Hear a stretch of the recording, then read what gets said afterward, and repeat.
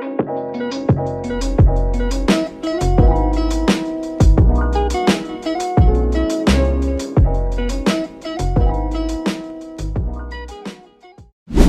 berjumpa lagi dengan saya, Benedict Indah Kristiana. Pada kesempatan kali ini, saya akan membahas terkait tugas mata kuliah Bahasa Indonesia.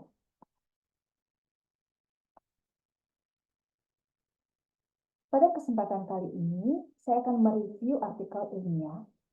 Nama pengarang dari artikel ini adalah Natalia dan Ica Fajriah. Tahun pembuatan tahun 2023 dari negara Indonesia dengan judul Analisis Pengaruh Kenaikan Tarif PPN 11% di Sektor Perdagangan. Tujuan dari penelitian ini adalah untuk mengetahui implementasi mengenai Undang-Undang Nomor 7 Tahun 2021 mengenai adanya kenaikan tarif PPN 11% pada permintaan pasar PT Nixea Paint and Chemicals Palembang. Jenis penelitian ini adalah penelitian kualitatif dengan metode kualitatif analisis deskriptif. Temuan dari hasil penelitian ini adalah adanya penyesuaian harga untuk produk-produk yang dijual, dan dari penyesuaian harga ini tidak ada penurunan permintaan yang drastis dari pasar. Hal ini juga membuktikan dengan adanya kenaikan PPN menjadi 11% berdampak positif untuk pemerintah, terutama untuk penambahan pemasukan APBN. Berdasarkan urgensi dari pemaparan di atas, alasan mengapa memilih artikel yang berjudul Analisis Pengaruh Kenaikan Tarif PPN 11% di Sektor Perdagangan adalah untuk menganalisis dampak kenaikan tarif PPN secara lebih akurat dan terkini. Kenaikan tarif PPN merupakan kebijakan yang berpotensi memiliki dampak signifikan terhadap ekonomi dan kesejahteraan masyarakat.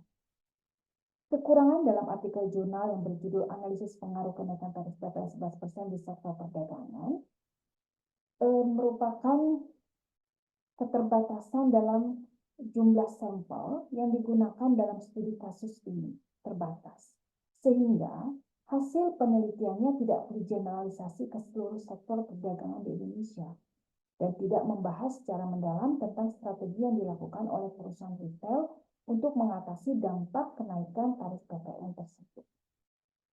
Kelebihan dari artikel jurnal yang berjudul Analisis Pengaruh Kenaikan Tarif PPN 11% di Sektor Perdagangan ini adalah fokus pada sektor perdagangan yang menganalisis dampak kenaikan PPN pada sektor perdagangan, sehingga memberikan wawasan spesifik yang relevan bagi pelaku usaha di sektor ini.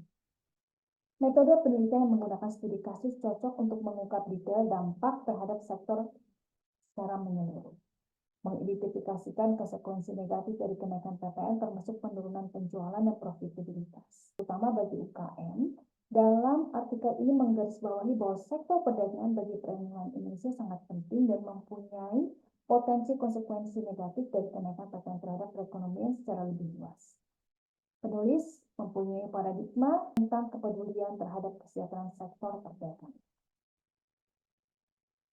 Dan yang kedua adalah saya membahas terkait buku Godfrey, chapter keempat, yang bertema tentang conceptual framework. Buku ini dapat diakses pada link yang tertera di layar.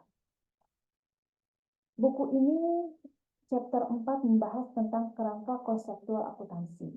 Definisi dari kerangka konseptual akuntansi adalah suatu sistem yang koheren dan saling terkait yang terdiri dari tujuan dan konsep fundamental yang menjadi pedoman pengembangan dan penerapan standar akuntansi. Berikut beberapa tujuan dari kerangka konseptual akuntansi, yaitu yang pertama, memberikan dasar untuk pelaporan keuangan yang konsisten dan logis. Yang kedua, meningkatkan daya mengerti dan daya banding informasi keuangan. Yang ketiga, membantu dalam menyelesaikan masalah akuntansi yang kompleks. Yang keempat, meningkatkan pemahaman tentang peran dan fungsi kerangka konseptual akuntansi dalam akuntansi.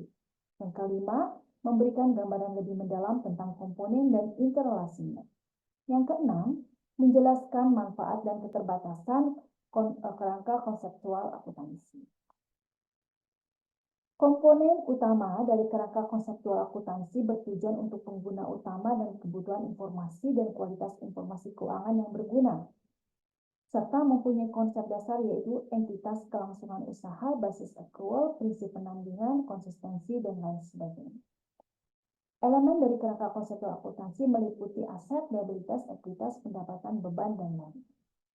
Yang dimaksud dengan pengukuran dari kerangka konseptual akuntansi adalah prinsip penilaian harga historis, nilai wajar, dan lain.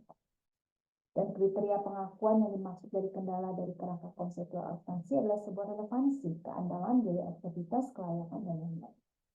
A conceptual framework sebagai alat yang berguna untuk meningkatkan konsistensi dan kompatibilitas dalam pelaporan keuangan merupakan komponen yang menyediakan landasan bagi pengembangan standar akuntansi yang baru.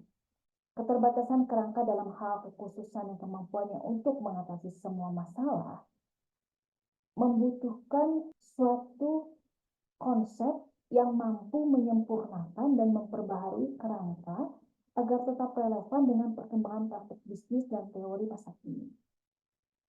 Pandangan Godfrey terkait kerangka konseptual akuntansi mempunyai beberapa kelemahan dan keterbatasan. Antara lain, satu, kurangnya kejelasan dan ketegasan. Godfrey mengkritik prinsip-prinsip fundamental dalam kerangka konseptual yang dianggapnya kurang jelas dan tegas. Hal ini dapat menimbulkan interpretasi yang berbeda dan berujung pada inkonsistensi dalam praktik akuntansi. Yang kedua, kurang relevan dan bermanfaat. Godfrey mempertanyakan relevansi dan manfaat konsep-konsep dalam kerangka konseptual untuk praktik akuntansi kontemporer. Dia berargumen bahwa beberapa konsep terlalu abstrak dan sulit diterapkan dalam situasi nyata. Yang ketiga, inkonsistensi internal. Godfrey menemukan inkonsistensi internal antara beberapa prinsip dan konsep dalam kerangka konseptual. Hal ini dapat membingungkan para profesional akuntansi dan menyulitkan penerapan kerangka secara konsisten. Yang keempat, ketidakmampuan mengatasi masalah kompleks. Godfrey menunjukkan bahwa kerangka konseptual tidak mampu mengatasi masalah pengukuran dan pengakuan yang kompleks dalam akuntansi. Dia mencontohkan permasalahan goodwill dan aset tidak berwujud lainnya. Yang kelima, keperluan penyempurnaan dan pembaharuan. Godfrey menekankan pentingnya penyempurnaan dan pembaharuan kerangka konseptual secara berkala. Hal ini diperlukan agar kerangka tersebut tetap relevan dengan perkembangan praktik bisnis dan teori akuntansi.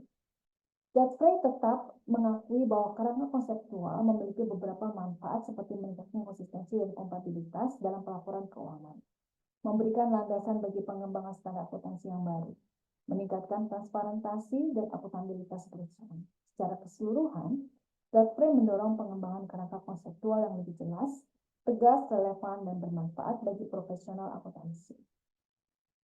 Beliau juga menekankan pentingnya memperbaharui kerangka secara berkala agar tetap relevan dengan perkembangan zaman. Demikianlah dapat saya sampaikan. Dan mengapa saya mereview terkait perpajakan dan mereview buku Godfrey, karena ini berhubungan dengan mata kuliah yang sedang saya pelajari, yaitu bidang studi akuntansi. Demikianlah, terima kasih.